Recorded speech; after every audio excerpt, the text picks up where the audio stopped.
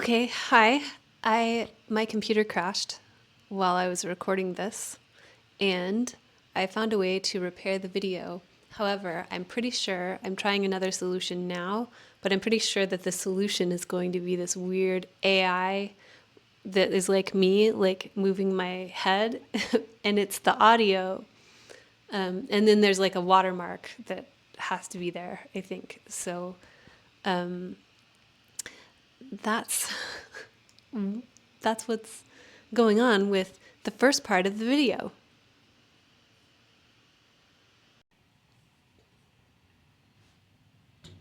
I forgot to tell you last week that the North Node is confusion, and Mercury is the planet that does the least well with the North Node, and you can see why.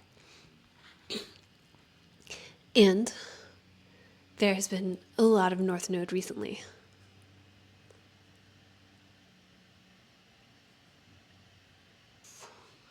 What I mean specifically is there are a lot of planets at the end of Pisces right now, where the North Node is.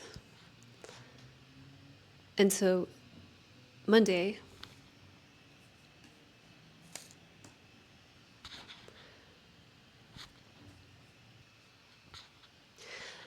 Saturn conjoins the North Node, exactly. But you've probably been feeling Saturn conjoining the North Node all last week. So it finally goes exact early Monday morning. Thank God. Then it will be separating after that. At least it's not Saturn with the North Node in Aries, where it's about to be. So the one thing that the North Node also does, it is confusion, but it's also, I mean, that's not all it is. But it's also,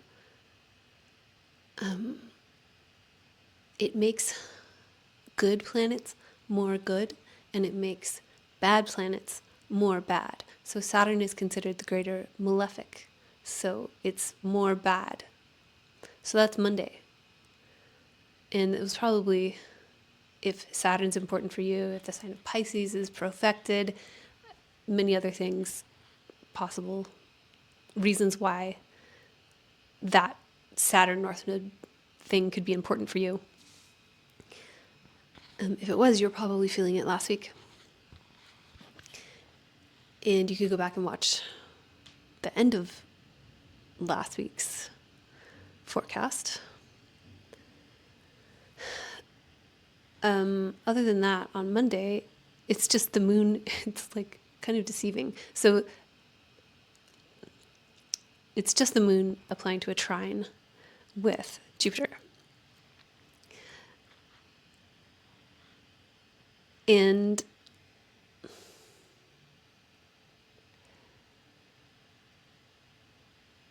I don't know, do you remember on like last week there was a day where it was just the whole day applying to the moon applying to a trine with Jupiter? Like, was it good? So there's potential for it to be good. It's like that is good, but there's still the Saturn North Node thing, and they're squaring each other, so it makes things hard. So I had like good things, like productive things, but I also had things squaring that. So something good on Monday, despite the Saturn North Node stuff.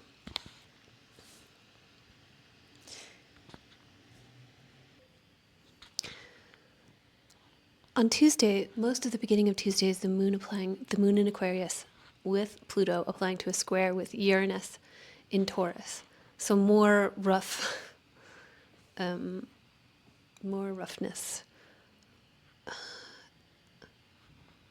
Hence the disclaimer about Monday's moon trine Jupiter.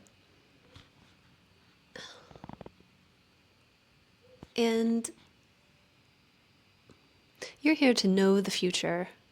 So does that ruin your good time to tell you be wary of Monday being good? That feels kind of evil to say. even though I am an astrologer. That's what I'm here to say. You're here for me to say stuff like that.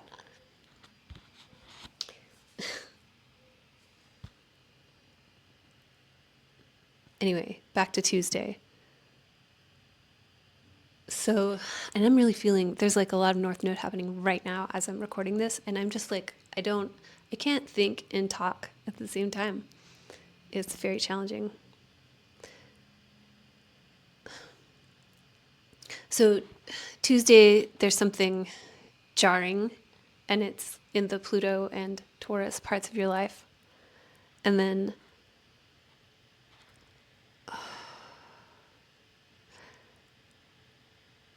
at night, the moon moves into Pisces. So normally that could be soothing from the moon with like outer planets squaring each other in Taurus.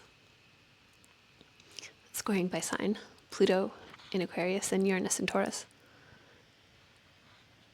It feels harsh on Tuesday. And Wednesday, you would think that the moon moving into Pisces would offer some like a break.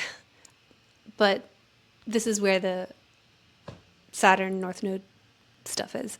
But it's also Venus North Node. So in the same way that like Mercury last week, Mercury doesn't like the North Node and does particularly badly with the North Node, Venus is the one planet that offers something good when it comes to the North Node. And if you think about Venus, it's embodied. Venus is the lesser benefic. What it has to offer is embodied. And the North Node embodies. The North Node takes from the spiritual realm and it tries to coagulate it into the material realm. And it will do that at all costs. So late Tuesday night and most of Wednesday, no, not most of Wednesday, late Tuesday night and Wednesday morning. So this is basically Monday, Tuesday, and Wednesday. We're getting the sun squaring Pluto. The sun makes an exact square to Pluto around 10 a.m. Pacific time, Wednesday. And this is the sun in Taurus squaring Pluto in Aquarius. So that moon squaring Pluto, moon, our activator of the zodiac, it's funny what it comes in and activates. You'll be feeling this the first part of the week, Monday, Tuesday, Wednesday.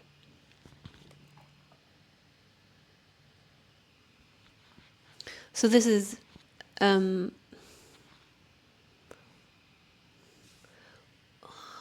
sun in Taurus. What does it mean for, first of all, the leadership to be in this Taurus is like a place of acquisition.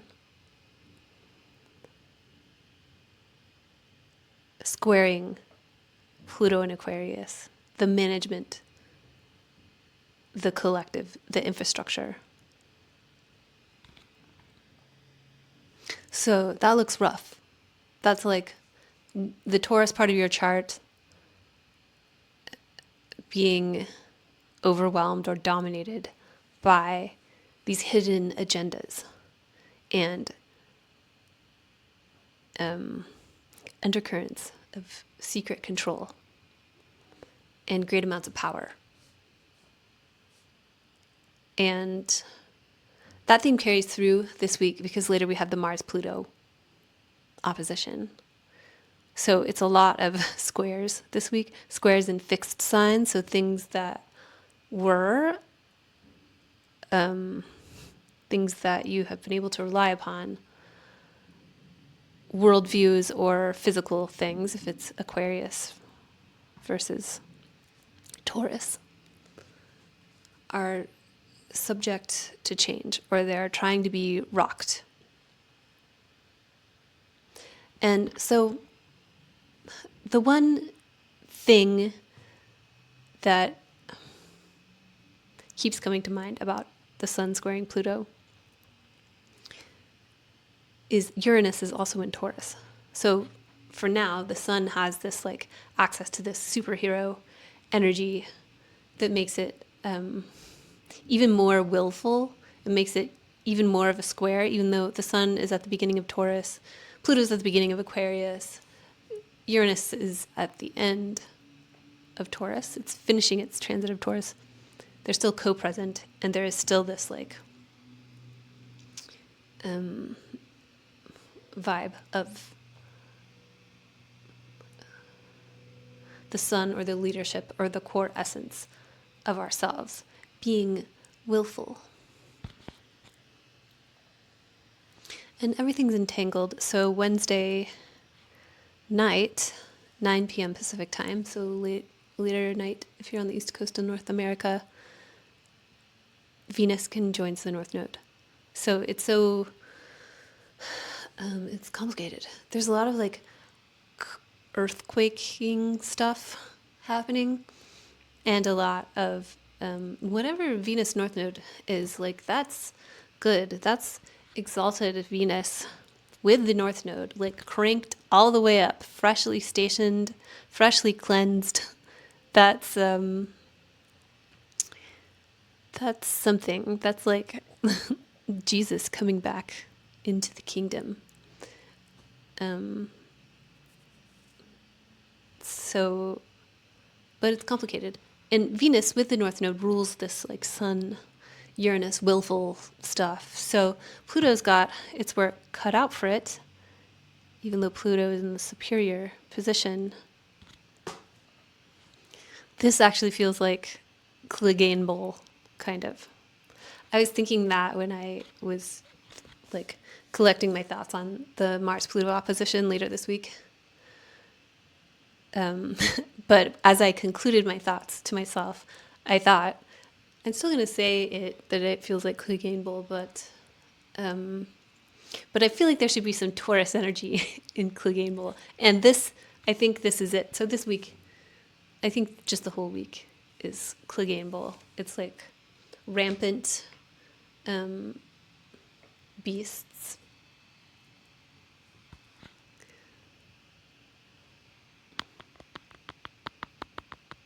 I wanted to say like lion and unicorn rampant, like classic English. Actually, there's something like United Kingdom about lion and unicorn stuff. I don't know, somebody correct me. I want to say that, but Aquarius is kind of a unicorn. I mean, I think the unicorn, honestly, is Venus with the North Node in Pisces. Doesn't matter. If you see a coat of arms and there are rampant beasts, like that's what this feels like.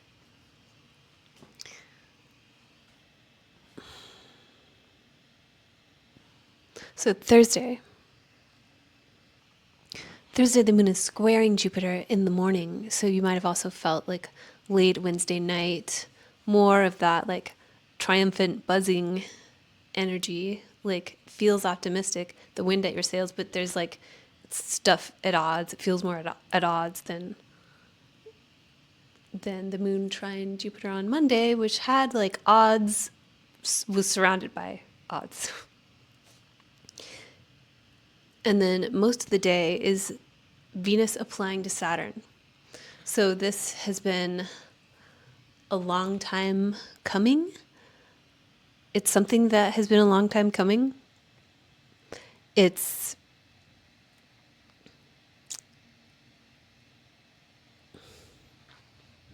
can't read my own notes. It's so confusing this week. Confusion.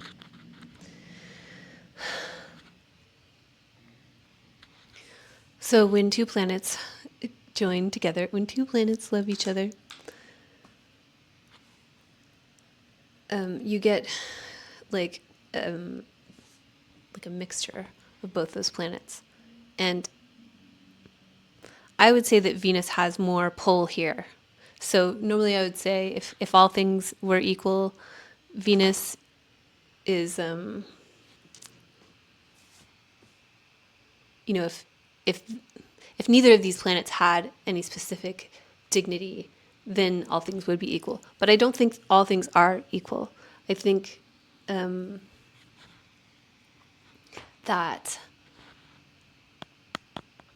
Venus is exalted. So Venus has more power. It's kind of like what I was talking about last week. Mars came to like rain on the parade or like flame throw the parade.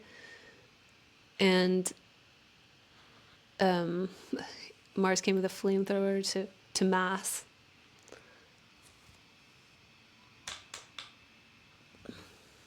But Venus is, for now, Venus is going to go into Aries. So things are going to be like, not like this.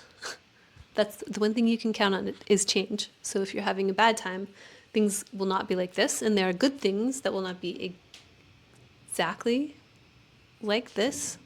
But let the good things nourish the times ahead, is what I would have to say about that. You can take these good things and sip from them. And the best thing right now in the sky is Venus with the North Node. You have to be careful with the North Node. It is a dragon. It can kill you. But at least this is the one planet that benefits, and it's a benefic. And she is exalted and freshly stationed, fresh off a full moon, in between her lunations this season, the full moon in Libra and the dark moon in Taurus. So anyway, Venus is conjoining Saturn. So what I would say is like, they're equal. It's, you know, Venus brings like a nice, lovely glow to the Saturn stuff in your life. And then Saturn brings kind of a hard edge and some sadness and endings to Venus. And that is true. But I think the power of Venus wins here, which is truly inspiring for the type of year that we're having, which is a very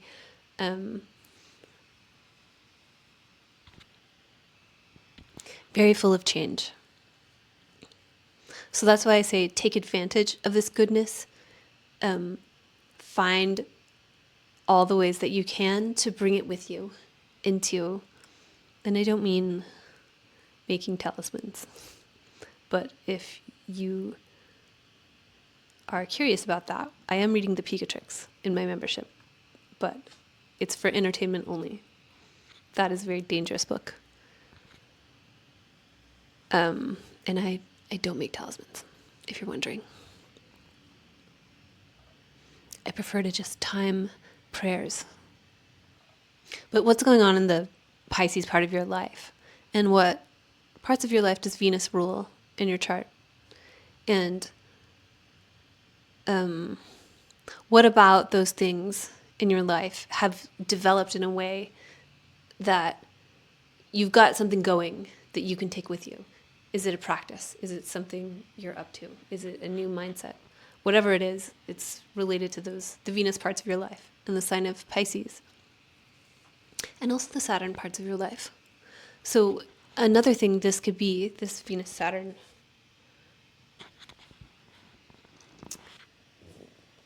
conjunction, is something that has been a long time coming. And by a long time, I mean Saturn takes 27.3 years, 27 point something years, which is weird because Saturn's sign is opposite the sign of the moon, which takes 27.3 days. Anyway, something that is a long time coming, like decades, has like come to fruition. That's such a good term for this, like Venus, North Node. Venus is embodied pleasure with the North Node that like puts things into material reality. Saturn makes things real over time. Something is coming to fruition. And Saturn can be endings, and sometimes things have to end for like other things to make room for other things. But mostly I feel like this is good. There is a lot of conflict around it. But it is blessedly, for the most part, off axis from the conflict. And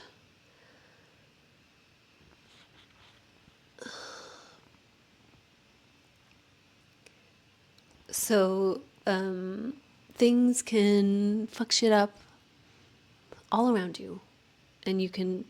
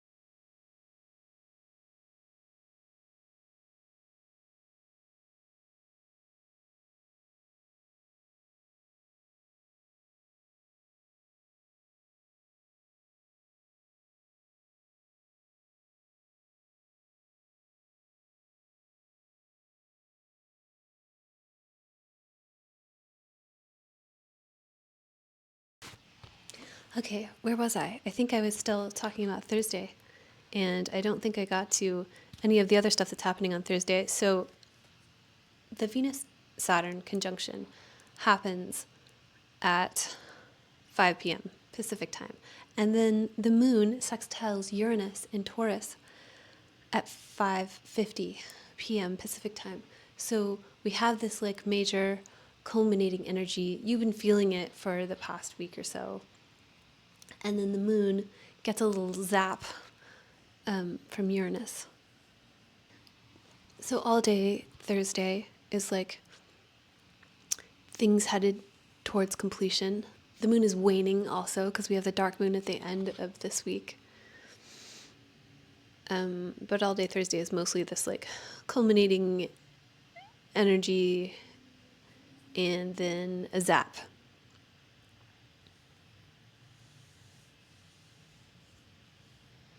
And later, around closer to 8 p.m. Pacific time, the moon conjoins Saturn and conjoins Venus. So Thursday is like very thoroughly about all this moon conjunct Venus stuff that I was talking about in the weird looking part of the video, maybe. I don't know what it's going to look like yet.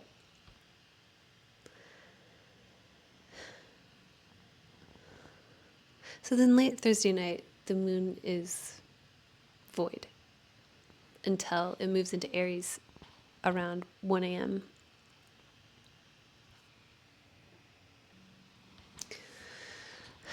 So I guess Friday is where it gets ugly, or maybe not. I guess it's been pretty ugly when the moon has been ruled by Mars. Now the moon is ruled by Mars, not in Cancer. So that's good. It's still the moon ruled by Mars. At least it's trining its ruler, Mars in Leo. That's nice. That seems like it could be fun, vigorous. Mars doesn't have to be all like violence and horrible, dirty stuff. It could be just like extremely vigorous activity and energy. So I wish that for you on Friday. And and the moon, like, so this is mostly like a Thursday night thing. The moon immediately conjoins Neptune in Aries. So that's the moon conjoining Neptune and trining Mars. That seems like something powerfully fun, or not, because it's Mars. So Mars is much better. Mars is like more well-resourced now, I guess. So whatever's been going on in the Mars area would be a combination of it's maybe less brutal, potentially more compassionate with this trine to Uranus. However, the Mars-Pluto opposition is also coming, so that seems a little down and dirty and potentially explosive. So this is a tense week, and Friday is a tense day and maybe a confusing day. There's like more confusion. It was first we had Mercury in fall with the North Node, which is like the absolute worst of Mercury and so confusing. And then now we have Mercury in Aries, which is so much better. But it's still with Neptune. Mercury is still with Neptune. So the moon is... Friday is all about this Mars and Leo story and the Mars... Sorry. And the Mars opposite Pluto thing happening on Saturday night. So Friday and Saturday are more... things change and the focus is like somewhere else. Friday and Saturday. And it like echoes a little bit of like Monday, Tuesday, Wednesday.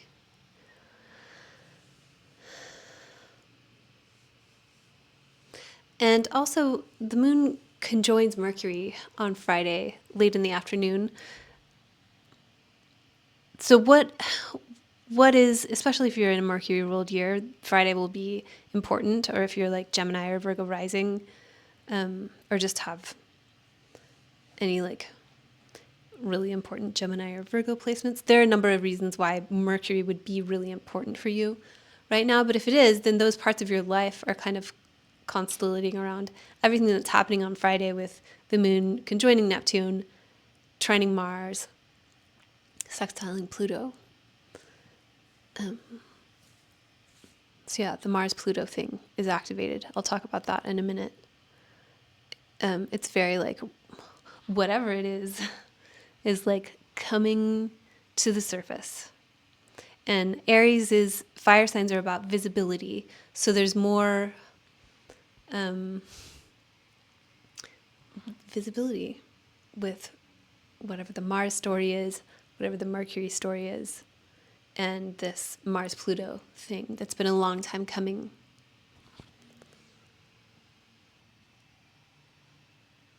A light at the end of the tunnel we get on Friday is that the moon is sextiling Jupiter, at least. The moon's going to be ruled by a malefic. At least that malefic is not in fall. At least, like, things aren't as brutal as they were, but there's a different kind of brutality coming in. And despite all of that, Friday night, most of the second half of Friday is just the moon applying to a sextile with Jupiter. So there's energetic, uplifting. It could be fun. It could be scary. I don't know what it's going to be for you, but you could also decide it's going to be something. So if it's scary,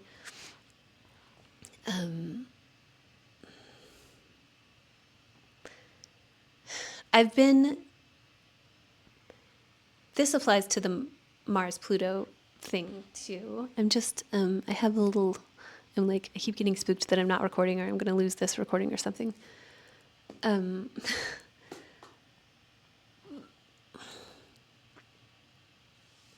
So yeah, when things are scary, what do we do?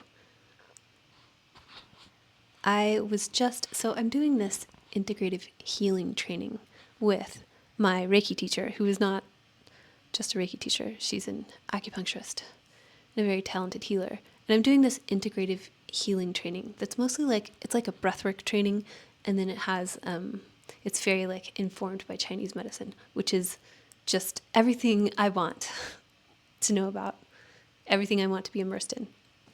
So I'm very lucky to be a part of it. But we were just recommended this book this week, and I started reading it, and it's amazing. It's exactly what I need right now. Just talking about managing fear and senses of terror and just overall bad feelings getting in the way. I'm Pisces rising. I am very, very sensitive.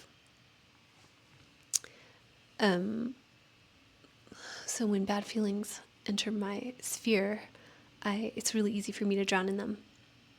And it's really easy for me to let uncomfortable feelings take over my life and take over my productivity. So enough about me. This book is called The Power of Focusing, and it's not about productivity. It's about using your body to be with your emotions. And that might sound boring, but I thought of it when I was thinking about this Mars-Pluto opposition, because there's been so much, Mars has been really brutal. It's been really scary. There's been so much, there have been many bad feelings over this, first part of this year and the end of last year. And so I thought about this book that I discovered one day ago and started reading.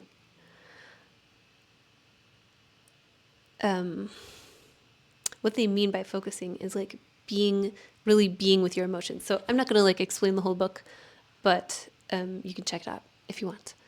And I also just remembered over the past 2 weeks that Spotify has audiobooks now, and I'm very much an audiobook junkie. So before my copy of the physical book arrived, excuse me, I started listening to it. on Spotify.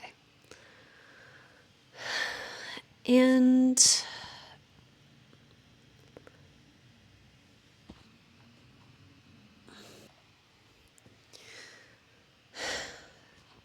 so Friday and Saturday are a time that bring into focus in a different way than they were before these power struggles and hidden agendas that can come up with Pluto stuff, and especially with Mars-Pluto stuff. And one thing that Mars-Pluto can be, especially in opposition, that's a lot of tension, is explosive conflict.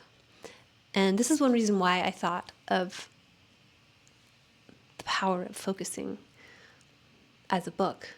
Because if Pluto is these like undercurrents, I really, just from reading like the first chapter,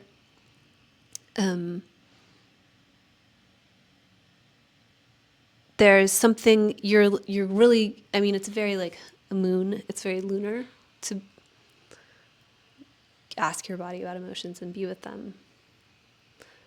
But I feel like it's a way that you can go down there. And managing a Mars-Pluto opposition, you're going to need to dig deep.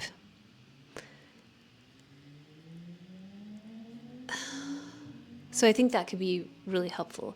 Any practice that has something to do with going down into your own personal underworld, or your inner world. It doesn't have to be that macabre.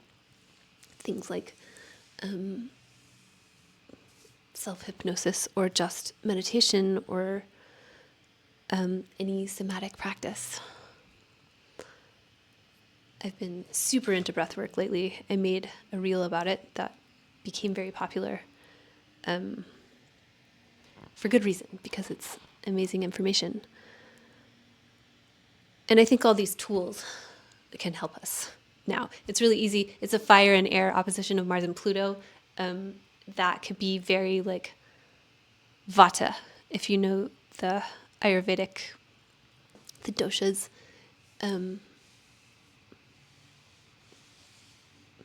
That's the one. Like obviously it could be Pitta also, but it feels very, I can only do emotion, and it's this for that Mars Pluto, and it won't be as cute as when I do it.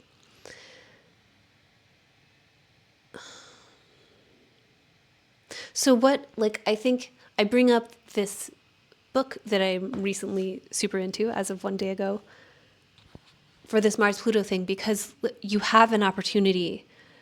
Again, it's a part of like taking the good stuff. You're going to take it with you into the future, the next few years, this like Venus, exalted Venus stationing with the North Node stuff.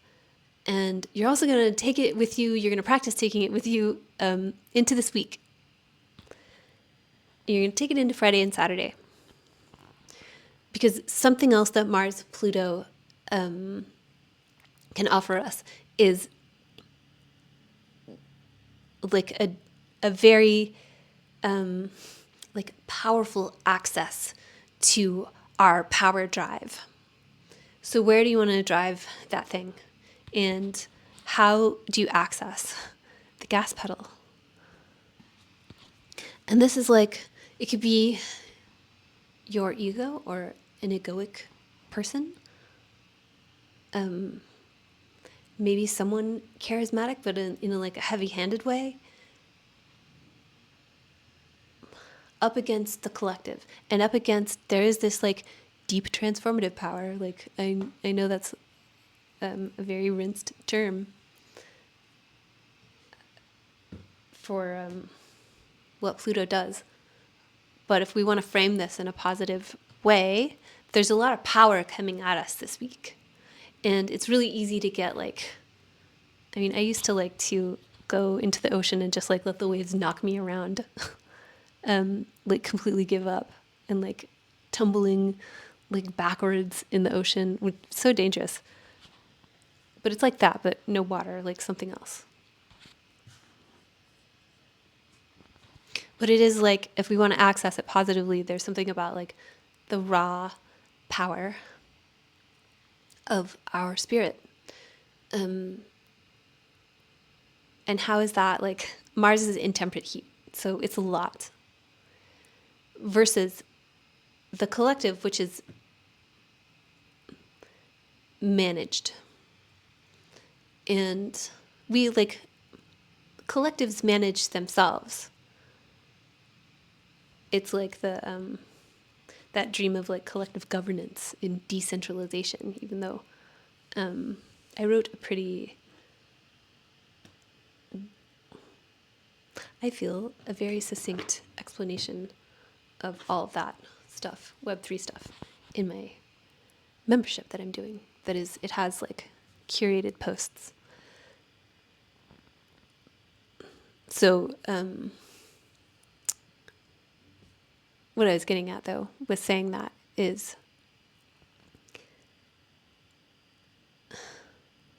there is this like raw spirit, like your fighting spirit with Mars and Leo, versus this like managed collective. Collectives are just managed. If it's a collective, then it's not like there's a cohesion that or a uniformity that is enforced. Either, like, it might be self-enforced, it might be enforced by an authority, but also like our collective. If we talk about like social media, the collective, that collective is managed. That is, or like our access to it is, but also it is, because you can be nudged. They have like the algorithm is a digital copy of you, like your behaviors. And then you could be served things to like have behaviors be induced. And the main thing is like to keep you on the app, to keep your eyeballs on the app, buying stuff from advertisers. There's nothing, not that there's anything wrong with that. But that's one way that like, so like our access to the collective is managed. It's not just like a megaphone to anyone who subscribed to listen, and the collective itself is managed, and there are undercurrents of like ulterior motives, manipulation,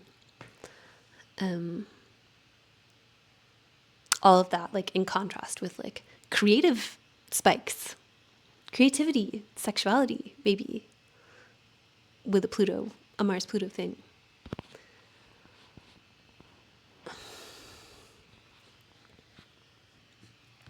And the other thing I'll say is that the conflicts are blown out of proportion. Pluto takes things, small things, it makes them big things, it makes them infinitesimal. So whatever the explosive conflict is, like, it doesn't, if that happens, it doesn't need to be that, or it's blown out of proportion. It's like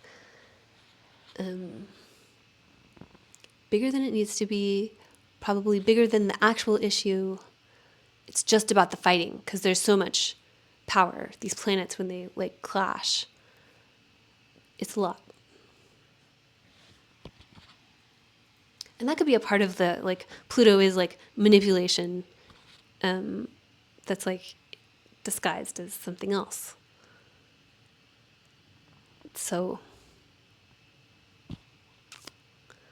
yeah, as you, hopefully you're hearing in the weird repaired version of this video, how I was thinking of Clegane Bowl for this, just like an epic battle that you have been waiting for for many seasons.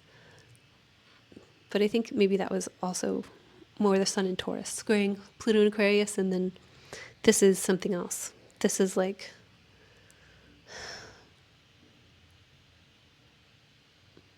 I can't think of a good metaphor right now. But going back to the Sun squaring Pluto vibes, the moon moves into Taurus on Monday, or on Sunday, I'm sorry. And this is the day of the dark moon. So really, let me back up. Saturday is technically the dark moon, because that's the night. That'll be the night of like the moon waning, because it doesn't go exact until like during the day on Sunday. So this is technically the dark moon. And so what does that mean? Like a Mars-Pluto opposition, like if this were during a full moon, it would have a lot of energy. But if the moon is waning down, then what does the explosive conflict look like? So that's like, at least I'm slipping in like, it might leave room for Hail Marys. It might be like soothing to hear that at least the moon is dark. However, in magical traditions, the dark moon was where curse work was done. So,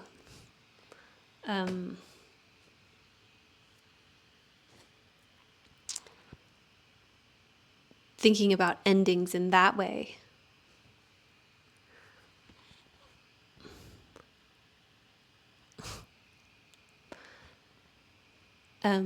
You know, sometimes you just need to get...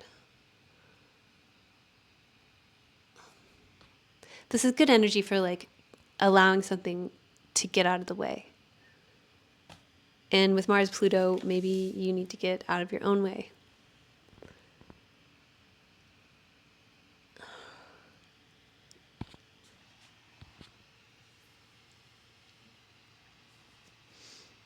So Saturday is a continuation of, or Sunday is a continuation of Friday and Saturday, with the moon, activator of the zodiac, squaring Pluto and squaring Mars from Taurus. So we're also getting that like reverberation of earlier in the week on Wednesday, Monday, Tuesday, Wednesday. And then the moon conjoins the sun exactly the end. All you get the second part of Sunday is the moon applying to a conjunction with Uranus late in the day on Monday, following Monday. So that's the moon conjoining Uranus, still ruled by, for now, Venus exalted in Pisces with the North Node. So maybe that's the Hail Mary. It's not that the moon is dark, because that,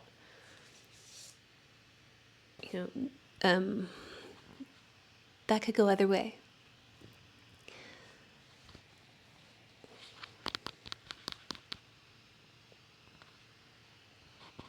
So yeah, buckle in this week, and remember your Wi-Fi is a camera that can see through walls.